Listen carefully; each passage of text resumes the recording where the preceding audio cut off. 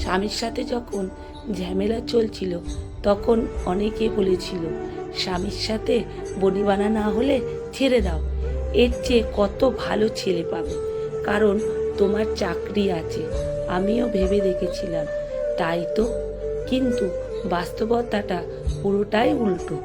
যত ভালো জবই থাকুক না কেন, দ্বিতীয়বার যখন কেউ আপনাকে বিয়ে করতে আসবে বা বিয়ে করবে, হয় সে আপনাকে করুণা করবে, না হয় সমাজ পরিবারের কথা চিন্তা করে আপনাকে রাজি হয়ে যেতে হবে দায় মুক্তির জন্য। ডিভোর্সের পরিবর্তে বিয়ে করা এক আপুর সাথে আলাপ হলে বলল, ভাই বিয়ে 3-4 মাস ভালো গেল, এখন প্রতিনিয়ত খোঁটা দেয়। আমি ভালো হইলেও আমার কেন ডিভোর্স হলো?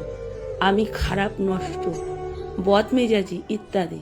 কিন্তু এখন এসব অপমান সহ্য করে সংসার করে যেতে হবে মুখ বুজে। আগের যে ফ্রিডম ছিল এখন তার নেই।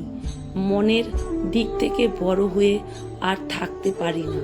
সব সময় নিজেকে ছোট মনে হয়।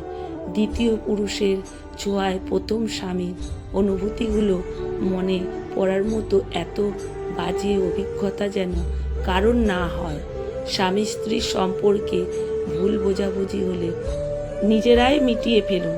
তৃতীয় কোনো ব্যক্তির পরামর্শ নেবেন না। আপাত দৃষ্টিতে মনে হতে পারে ডিভোর্স হলেই হয় বেঁচে যাব, বাঁচবেন ঠিকই, কিন্তু একা হয়ে যাবার যন্ত্রণাটা আপনাকে শেষ করে দিবে।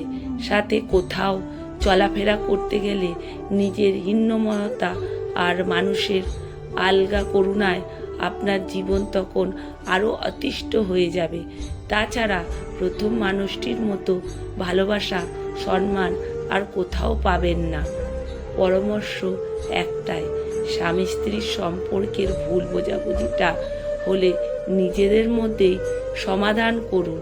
আর আপনি শিক্ষিত ব্যবসায়ী নারী, নিজের আত্ম অহংকারের কথা চিন্তা করে স্বামীর হুমকির বাহির চলাচল করবেন না। এমন মানসিকতার পরিবর্তন করুন। মনে রাখবেন আপনি নারী আর সে পুরুষ। আল্লাহ পুরুষদের পরিবারের কর্তা বানিয়ে পাঠিয়েছেন, আপনাকে না। লেখা সংগৃহীত, পাঠে অনিতা ভট্টাচার্য।